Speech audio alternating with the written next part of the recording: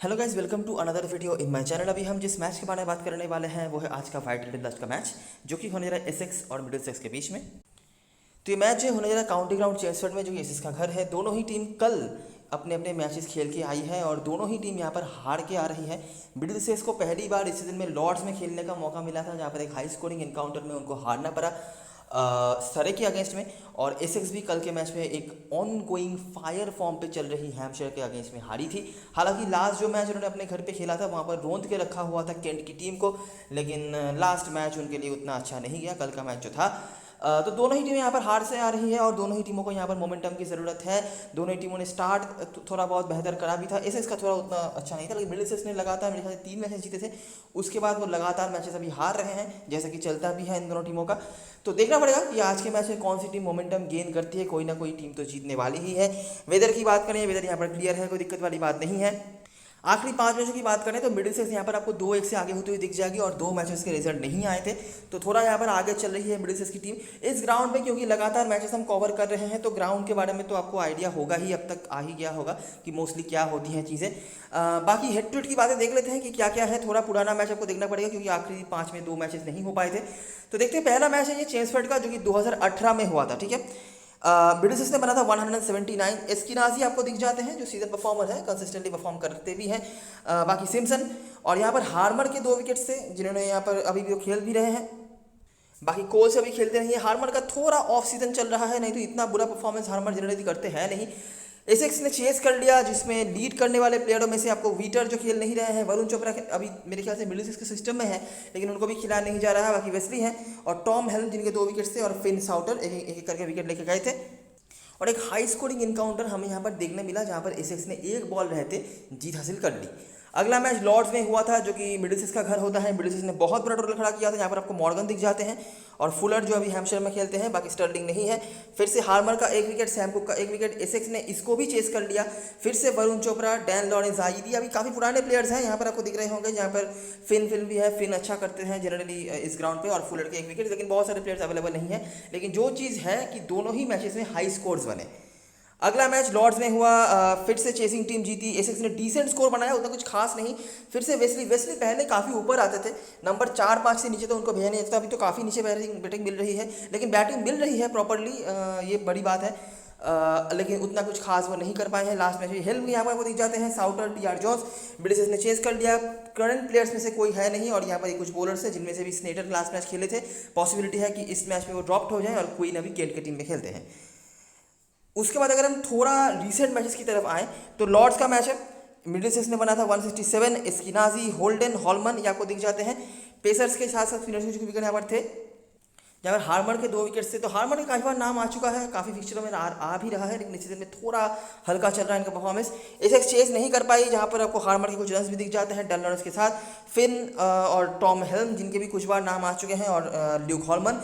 और लॉर्ड्स का ग्राउंड हो और फिन का परफॉर्मेंस नहीं आया, ऐसा बहुत कम बार होता था पहले, लेकिन अभी तो मिडिलसेक्स ने इनको रखा ही नहीं टीम में।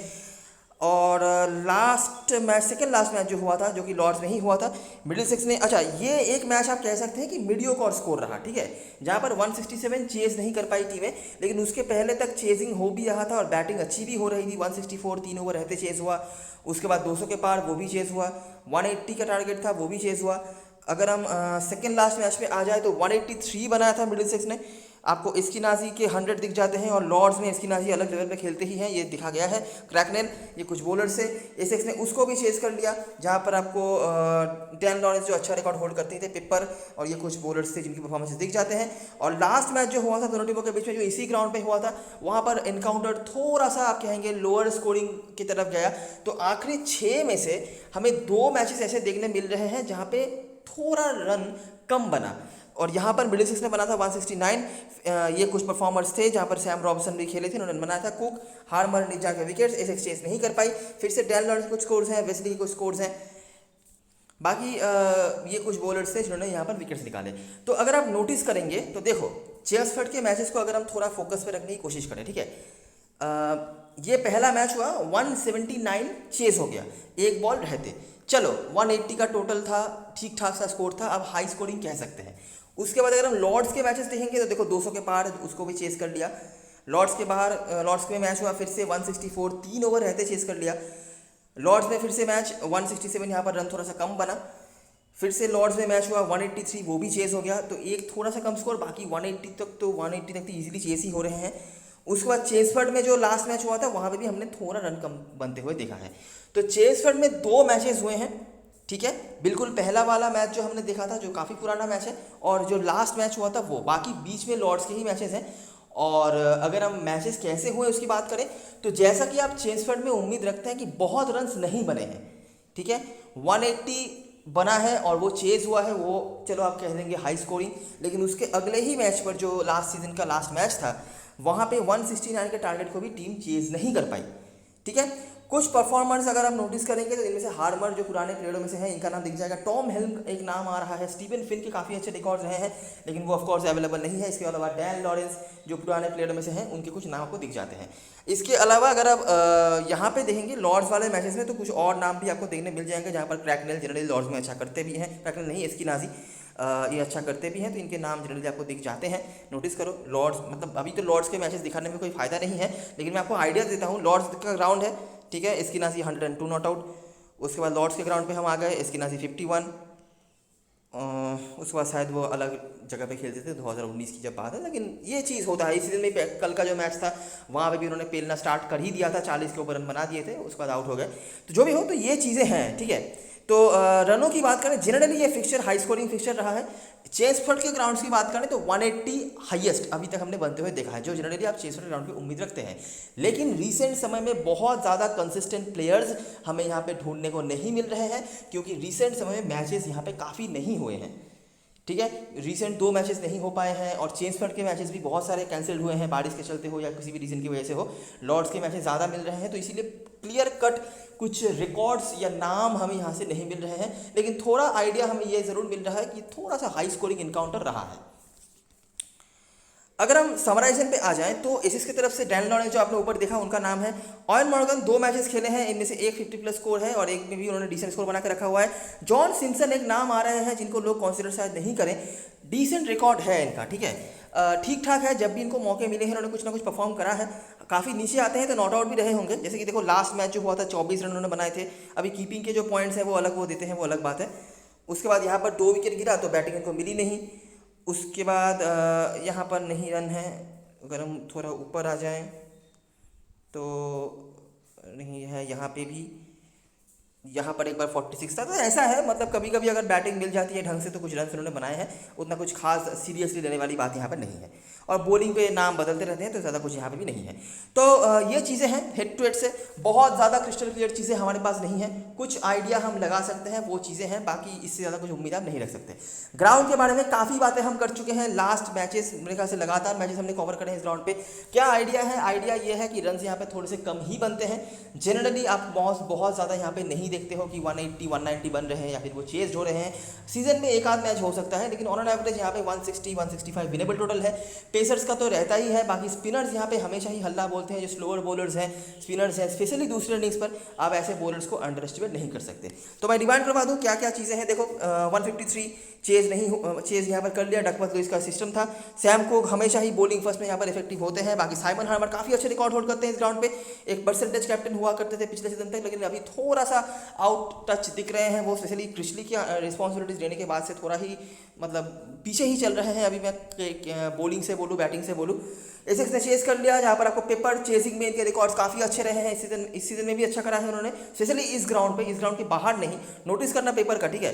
पेसर्स के साथ स्पिनर्स कुछ विकेट यहाँ पर एसेक्स ने जी हासिल कर लिया। उसके बाद 104 पर निपटा दिया ग्लैमरगन को। हार्मर आपको दिख जाते हैं, कुक दिख जाते हैं, इसके अलावा भी निज्जार लॉरेंस एसेक्स ने यहाँ पर चेस कर लिया, जहाँ पर लॉरेंस के कुछ स्कोर्स भी थे। पेसर्स के साथ स्पिनर्स का कुछ विकेट। 169 चेस नहीं हुआ, जो लास्ट हेड टू हेड हमने देखा था वहाँ पर भी सैम कोक, हार्मर, निज्जार एक करके विकेट है। फिर से डैन लॉरेंस, वेस्ली, ये कुछ परफॉर्मर्स है। और पेसर्स के साथ स्पिनर्स कुछ विकेट, जहाँ पर अपने ऊपर हॉलमन और साउटर जैसे लेग स्पिनर्स को भी देखा होगा। इस सीजन का पहला मैच 150 बनाया था हैम्पशायर ने। फिर से हार्मर, कुक ये परफॉर्मर्स रहे हैं। एसेक्स चेस कर गई चीज़ को, फिर से देखिए पेपर चेसिंग में आए हैं, जितना आया है उनका चेसिंग में ही आया है। क्रिशली पेसर्स का अपर हैंड। और लास्ट मैच जो हुआ था केंट ने बना था 130। फिर से आपको क्रिस्टली दिख जाते हैं, कुक दिख जाते हैं और एलिसन जो लास्ट 2 मैचेस से अच्छा कर रहे हैं। अभी इनको बॉलिंग भी ज़्यादा मिल रही है, सबसे बड़ी बात है। निज्जार के ओवर्स काट दिए जा रहे हैं और इवन सैम कुक के भी ओवर्स काट दिए जा रहे हैं और इनको बॉलिंग दी जा रही है और विकेट निकाल रहे हैं। सबसे बड़ी बात यही है कि वो विकेट निकाल रहे हैं। काफ़ी सही बॉलर रहे हैं। ये 50 ओवर फॉर्मेट जो रहा था पिछले सीजन में रॉयल लंदन कप का, वहाँ पे भी इनको ढंग से यूज़ भी किया जाता था और विकेट्स भी निकालते थे। लेकिन इस सीजन में 2 ओवर मैक्सिमम 3 ओवर से तो मिलता नहीं था इनको, लेकिन लास्ट 2 मैचेस से इनको ढंग से बॉलिंग मिल रही है। तो स्पेशली बॉलिंग फर्स्ट में मैं जरूर कहूँगा कि बेन एलिसन पर नज़र रखा जाए। हार्मर यहाँ पर 1 विकेट उनका था, एसेक्स ने चेस कर लिया। फिर से देखिए पेपर चेसिंग में वाल्टर और स्पिनर से कुछ विकेट्स रहे हैं। तो ये मामला रहा है। अगर आप रनों को देखेंगे, देखो 130 चलो चेस हो गया, 4 ओवर रहते, लेकिन थोड़ा तो दिक्कत आया ही था। इतना कोई फ्लुएंसी रन वाली बात नहीं थी चेसिंग में भी। उसके बाद ये बहुत इजीली चेस कर लिया था 151 का जो टारगेट था। उसके बाद 169 चेस नहीं हुआ। उसके बाद 104 बना रही है टीमें, उसको भी चेस कर लिया 8-9 के रन रेट से। 153 ये भी चेस हो गया। तो रन्स आप देख सकते हैं, थोड़ा चेसिंग यहाँ पे बेटर हुआ है कुछ मैचेस में। लेकिन अगर आप 169 170 के आसपास भी स्कोर बना देते हैं तो भी यहाँ पर आप डिफेंड कर सकते हैं। बाकी चेसिंग थोड़ा बेहतर हुआ है क्योंकि बैटिंग फर्स्ट में टीमें कोलैप्स कर चुकी है कुछ बार में। यहाँ पर एक बार 153 पर ऑल विकेट डाउन, 104 पर ऑल विकेट डाउन, ये थोड़ा अच्छा हो गया मिडिल की बैटिंग। उसके बाद यहाँ पे 150 कम स्कोर ही है, 130 for 9 फिर से बैटिंग भी हालत ख़राब। तो ये ऐसी चीज़ें भी यहाँ पर होती हैं स्पेशली बैटिंग फर्स्ट में। और चेसिंग यहाँ पर कंपेरेटिवली बेटर हुआ है, अनलेस कि आप 165 से 170 के बीच में कोई स्कोर बनाते हैं। ठीक है, तो ये रही सारी चीज़ें जो ग्राउंड से बताने लायक था। कुछ नाम आपने यहाँ पर नोटिस करे हैं, जिनसे पेपर स्पेशली चेसिंग में, सैम कुक बॉलिंग फर्स्ट में, हार्मर, क्रिस्टली तो है ही जो कंसिस्टेंटली कुछ ना कुछ यहाँ पर करे जाते हैं। ये कुछ नाम आपने नोटिस करे हैं। ठीक है, हेड टू हेड की चीज़ें हमने पहले डिस्कस करी हैं, ग्राउंड से रिलेटेड ये चीज़ें ये रही। आई होप आपने सब कुछ सही से समझ लिया होगा। अभी हम आते हैं प्लेइंग ग्राउंड की तरफ। प्लेइंग ग्राउंड कोई चेंजेस वगैरह की उम्मीद तो है नहीं। लास्ट मैच खुशी खेले थे बुटलमैन की जगह पर, लेकिन उनका भी सेम ही है। खुशी भी ठीक ठाक फॉर्म पर रहे थे बुटलमैन की तरह। ये इन्होंने भी सेकंड टीम के होकर काफ़ी रन बना के रखे हुए हैं, लेकिन कुछ भी खास दिखा नहीं और स्मॉल लीग में बातें करके फ़ायदा है नहीं। पेपर चेसिंग में मैंने बता दिया। बाकी वाल्टर अच्छा कर रहे हैं, जितना मौका मिल रहा है वो सही बैटिंग कर रहे हैं, ठीक ठाक फॉर्म पर दिख रहे हैं, बिल्कुल अच्छे ऑप्शन है। डैनियल सैम्स आज के मैच में वापस आ सकते हैं स्नेडर की जगह पर, हाई पॉसिबिलिटी है अगर कोई इंजरी वगैरह नहीं है इनको। बाकी Wesley, Harmer, Nijjar, Cook, Ben Allison, इनमें से जो प्लेयर्स को हम जरूर से रखना चाहेंगे, पेपर का मैंने बता दिया। बाकी रखना आपको जिनको जरूर से पड़ेगा, क्रिस्टली और हार्मर। ठीक है, इनको ईदर इनिंग्स में आप छोड़ नहीं सकते और कैप्टन मैसेडर मटेरियल भी है। इसके अलावा सैम कुक और बेन एलिसन दोनों का ही बॉलिंग फर्स्ट में बेहतर चल रहा है, तो दोनों का आप ले सकते हैं। बेन एलिसन मुझे लगता है सेकंड इनिंग्स में भी आप मौका दे सकते हैं, लेकिन सैम कुक एक्सट्रीमली इंपॉर्टेंट हो जाते हैं बॉलिंग फर्स्ट में, तो ये एक चीज़ है। बाकी यहाँ से पॉल वाल्टर जो कंसिस्टेंटली अच्छा कर रहे हैं, ईदर इनिंग्स में रख सकते हैं हम। और निज्जार वगैरह अगर आपको मैनेज करना है तो सेकंड इनिंग्स में देखना, बाकी बॉलिंग फर्स्ट में रखने की कोई जरूरत यहाँ पर है नहीं। मिडिल की तरफ से ऐसा प्लेइंग 11 रहा था लास्ट मैच में और मुझे यहाँ पर कोई चेंज होता हुआ नहीं दिख रहा। एक पॉसिबिलिटी है कि वराडा वीता को अगर टीम इंक्लूड करना चाहे किसी के जगह पे, हालांकि कहाँ पे वो करेंगे मुझे नहीं समझ आ रहा। आपके लिए जो प्लेयर्स इंपॉर्टेंट होंगे, क्रिस ग्रीन आप कंसिडर जरूर करना चाहेंगे, वैसे भी परसेंटेज प्लेयर मेरे ख्याल से होने वाले हैं। ये बैटिंग भी कर लेते हैं और स्पेशली बॉलिंग फर्स्ट में इनको डेफिनेटली कंसिडर करना, क्योंकि ये डेथ ओवर से बॉलिंग करने आ जाते हैं और इनकी बॉलिंग यहाँ पे काम पे भी आ सकती है, इसीलिए ये आपके लिए इंपॉर्टेंट होते हैं। ल्यूक हॉलमन, उसके बाद ये एक और इंपॉर्टेंट प्लेयर लेग स्पिनर है, तो लेग स्पिनर को तो आप कभी भी इस कारण पे अंडर एस्टिमेट कर नहीं सकते। लास्ट मैचेस में भी जो हिट ट्रेड वाला था वहाँ पे उन्होंने विकेट्स निकाल के रखे हुए हैं। सिम्पसन अगर आप देखना चाहते हो देख सकते हो, मुझे लगता है परसेंटेज कीपर पेपर होने वाले हैं, लेकिन अगर आपको चांस लेना है कहीं पे तो सिम्पसन का नंबर आ सकता है। बाकी मुझे कुछ ऐसा नहीं है। टॉम हेम ठीक ठाक है, कुछ खास नहीं, कभी कभी विकेट्स इन्होंने निकाले हैं हिट ट्रेड में। टीआर जोन्स लास्ट मैच में बहुत रन पड़े थे, वही एक लौता मैच था जब इस सीजन में उन्होंने खराब बॉलिंग कराई, नहीं तो उसके पहले तक तो काफ़ी सही बॉलिंग करा रहे थे, विकेट्स भी निकाल रहे थे, रन भी रोक रहे थे। इसके अलावा एस्किनाजी आप छोड़ नहीं सकते, एस्किनाजी होल्डन दोनों ही कमाल के फॉर्म से गुजर रहे हैं, तो दोनों को रख के चलना पड़ेगा।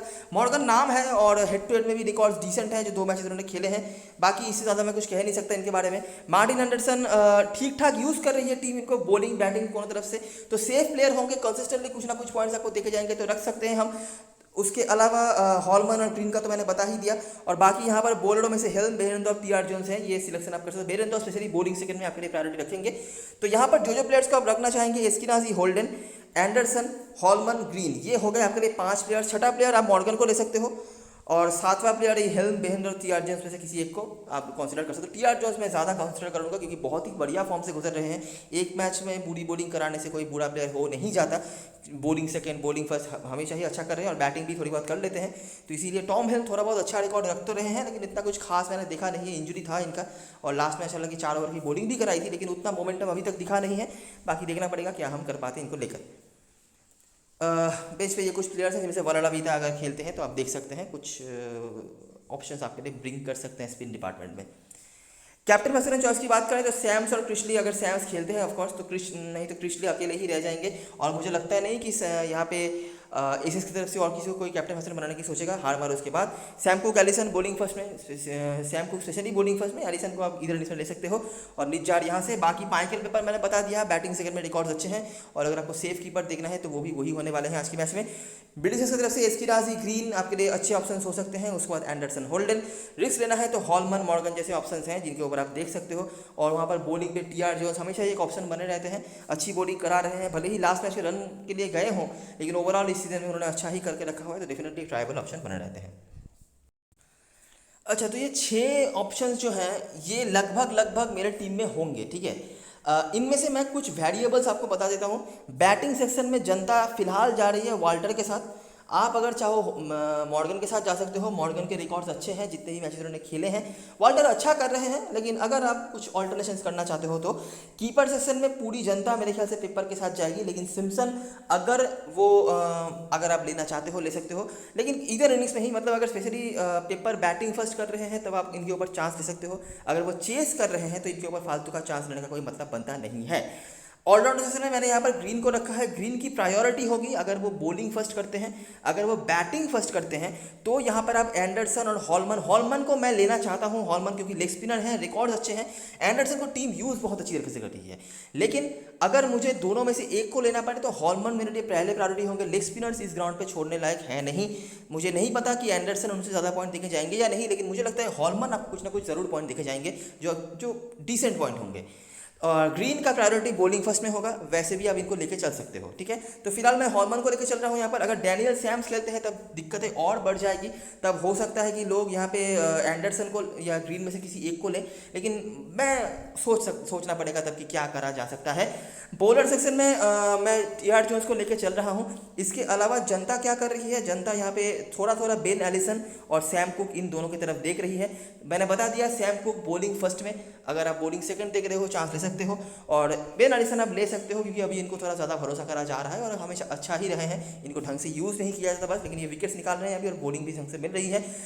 बाकी बेरेंदौर बॉलिंग सेकंड में और हिल्म अगर आप लेना चाहते हो ले सकते हो, ऐसा कुछ खास मेरा प्रायोरिटी नहीं है, ठीक है। तो ये बॉलिंग सेक्शन पूरा आपका है, आप क्या डिसीजन लेते हो। बैटिंग सेक्शन में मॉर्गन वर्सेस वाल्टर ये अभी है, और कीपर सेक्शन में पेपर अगर चेस कर रहे हैं तो, नहीं तो आप सिम्पसन को लेकर चल सकते हो, ठीक है। तो यही चीज़ें हैं और यही सारी analysis. Captain vice captain choice की बात करें तो क्रिशली डिसेंट ऑप्शन है, कोई दिक्कत वाली बात नहीं है, आप इनके साथ बिल्कुल चल सकते हो। वाइस कैप्टनसी के ऑप्शंस हैं हार्मर, जो हमेशा ही इस ग्राउंड पे ऑप्शन बने रहते हैं। ग्रीन अगर बॉलिंग फर्स्ट हो रही है, और नहीं तो हॉलमन, बहुत अगर आपको रिस्क लेना है तो आप इनके साथ भी जा सकते हो, ठीक है। काफ़ी सारे ऑप्शंस हैं वाइस कैप्टनसी के लिए, थोड़ा रिस्की ही होगा जितने भी ऑप्शंस के ऊपर आप देखोगे। मेरे ख्याल से परसेंटेज वाइस कैप्टन यहाँ पर ग्रीन होने चाहिए। इसके अलावा Harmer, Holman, even Sam cook भी अच्छे ऑप्शन बन सकते हैं अगर वो बॉलिंग फर्स्ट करा रहे हैं तो, ठीक है। तो ये सारी चीज़ें और सारी एनालिसिस वीडियो को पसंद आया हो तो लाइक ज़रूर करना, सब्सक्राइब करना चैनल को, टेलीग्राम चैनल पर ज़रूर से ज्वाइन हो जाना क्योंकि लास्ट वन पे सारी अपडेट्स वगैरह वहीं पे आने वाली हैं। तब तक के लिए best luck for this match and goodbye for now.